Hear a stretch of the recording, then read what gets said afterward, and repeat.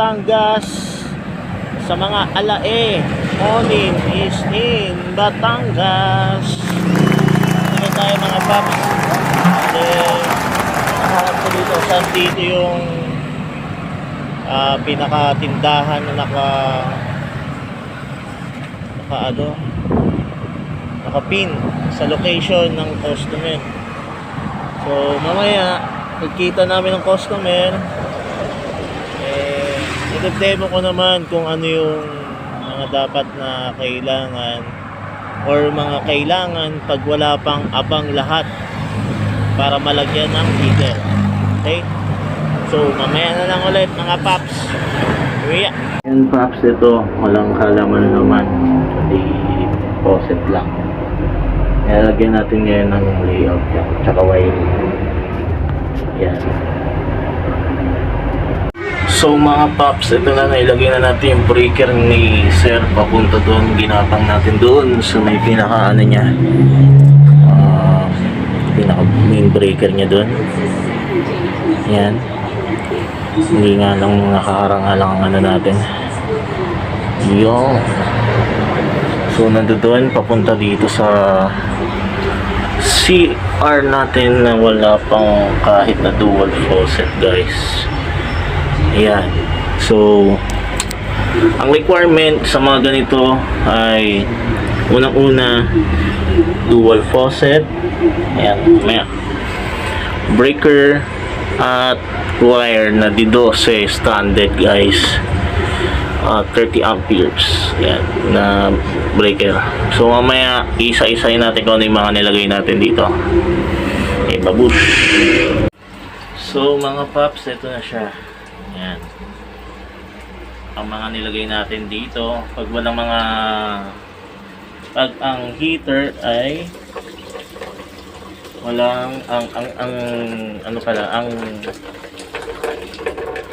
kung ang CR ay walang existing na shower. So ito mga kailangan. Unang-una, dual faucet, existing shower na ganito, and heater syempre, breaker, wire, at yung pagtatapan. Yan. So ayun po mga paps yung nilagay natin. Yan. So hindi naman tayo nahirapan masyado. So sa lahat po ng nagtatanong kung paano gamitin ang heater natin, yan, pag pinatay po ang tubig, nag-stop siya ng ganyan. So pag gusto nyo nang gamitin ulit, nag-automatic naman siyang gumagana.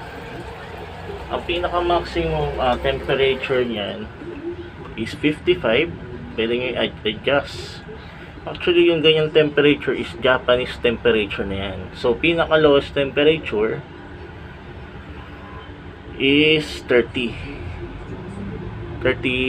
Celsius. Pag ayaw nyo naman gamitin ng heater, yan. So kung consistent naman kayo gumamit, kahit pabayaan nyo lang po siyang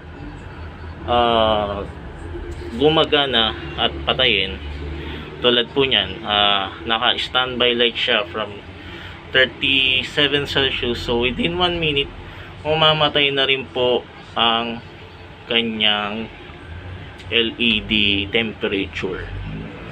Yan po.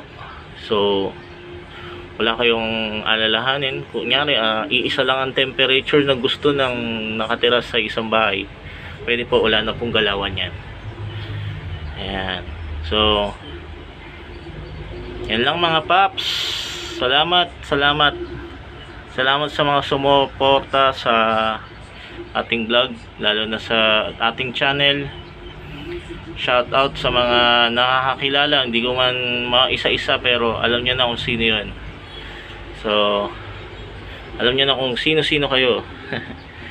So thank you mga paps. Hanggang dito na lang. At babalik na tayo na Manila from Lipa. Onin is here from Batangas City, Lipa. Thank you for watching. Babush.